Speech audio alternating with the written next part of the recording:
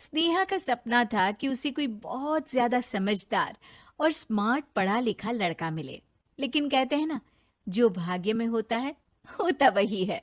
देख, मैं साफ कह रही हूँ, लड़की के बाप के पास भर भर के पैसा है। अरे एक बार लड़की ने तुझे पसंद कर लिया तो समझ के पैसे की तो नदियां भर जाएंगी, लेकिन फिर भी तेरी प्यास नहीं बुझेगी बेटा। अरे माँ, फ्रिज में मैंने 2 बोतल पानी की रखी है, और कैसे प्यास बुझेगी?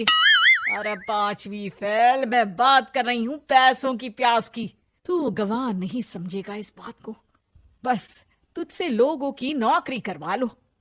वो क्या है ना आशीष की माँ, वो सीधा है, और जिसे तू लोगों की नौकरी बोल रही है ना, वो आशीष का प्यार है अपने लोगों के लिए, जिनसे वो प्यार करता है या जिनसे जुड़ा हुआ है वो।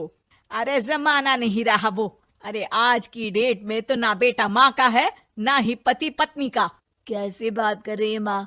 चाहे दुनिया यहाँ की वहाँ क्यों ना हो जाए, मैं आपके बिना नहीं रह सकता। ना ही मैं आपको कभी धोखा दे सकता हूँ। अरे हाँ, ठीक है ठीक है। देख, लड़की को पढ़ा लिखा लड़का चाहिए तो वहां चुप रहना।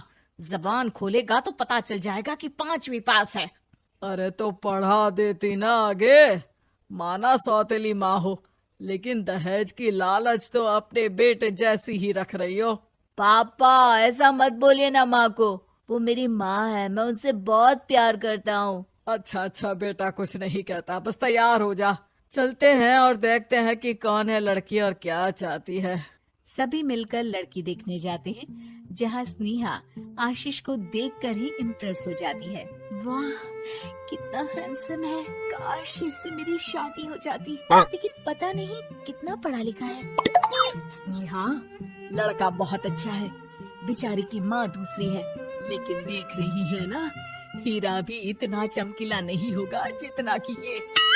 स्नेहा को समझ नहीं आता कि वो क्या करे। वो आशीष से मिलती है, उसकी सादगी, उसकी बातें उसे भा जाती है। मैंने नहीं सोचा था कि इतना पढ़ा लिखा लड़का मुझे मिलेगा। मैं शादी करने के लिए तैयार हूँ। और फिर स्नेहा और आशीष की शादी हो जाती है। शादी के बाद सासू माँ कहती है, अरे बेटा, वो तेरे जेवर मुझे दे दे, मैं संभाल कर रख दूंगी। स्नेहा, जो कि खुद भी एक समझदार लड़की थी, नहीं नहीं, मैं अपने जेवर नहीं दूंगी। उसके लिए तो मैंने पहले ही लॉकर खुलवा लिया था माँ जी। ये मेरी कुछ आर्टिफिशियल ज्वेलरी है, इसे रख लीजिए। वैसे मेरी अलमारी में जगह नहीं है ना। सास बेचारी नई नई बहू से क्या उलझती। सुनिए जी, मैंने आपके लिए खाना और नाश्ता बना दिया है। ऑफिस कब जाना है? कौन से ऑफिस में? मैं तो घर का सारा काम करता हूँ। हाँ, क्या बात कर रहे हैं? इतना पढ़ लिख कर आप घर का काम क्यों करते हैं? कितना पढ़ लिख कर? मैंने तो सिर्फ 5वीं तक पढ़ाई की है। तभी वहाँ सास आ जाती है। अरे 5वीं तक भी पढ़ लिया तो समझो मेरी कृपा से, वरना तो जो इसके लक्षण थे ना, क्या बताना। अच्छा आशीष, जरा बाहर जा और भाग कर टूथपेस्ट लेकर आ। सुबह से मंजन नहीं किया। और हाँ, फिर जाकर दुकान की सफाई कर देना। तेरा छोटा भाई दुकान पर जाने को तैयार हो रहा है। स्नेहा ये सब सुनकर हैरान रह जाती है। वो सोचती है कि आखिर उससे क्या गलती हो गई जो उसके साथ ऐसा हुआ। आशीष स्नेहा के पास जाता है। सुनो, तुमको तो मैंने पहली मुलाकात में ही बताया था कि। स्नेहा आशीष की बात ही नहीं सुनना चाहती है। वो जोर से चिल्लाती है, चुप रहो बिल्कुल, गंवार कहीं के।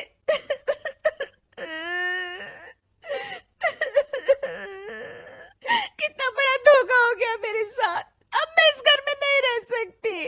प्लीज ऐसी बात मत करो, मेरी पत्नी हो तुम, जैसे बोलोगी मैं वैसा करूंगा। मैं कोशिश करूंगा बाहर जाकर कोई काम ढूंढ लूं, पर प्लीज मत जाओ। चुप रहो गंवार कहीं के, मैं तुम्हारे जैसी की बीवी हो ही नहीं सकती। आशीष स्नेहा को लाख समझाने की कोशिश करता है, लेकिन वो अपने मायके चली जाती है। माँ चलिए ना, स्नेहा को मना कर लेकर आते हैं। अरे जाओ, बनाने जाए मेरी जूती।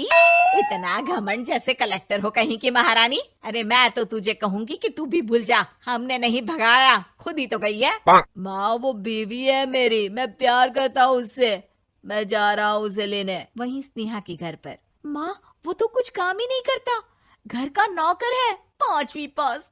मैं नहीं रह सकती ऐसे आदमी के साथ माँ।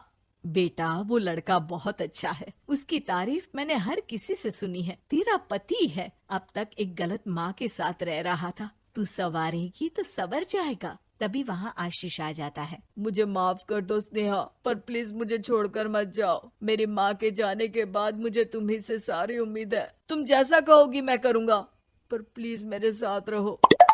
सबके समझाने बुझाने के बाद स्नेहा आशीष के साथ घर आ जाती है।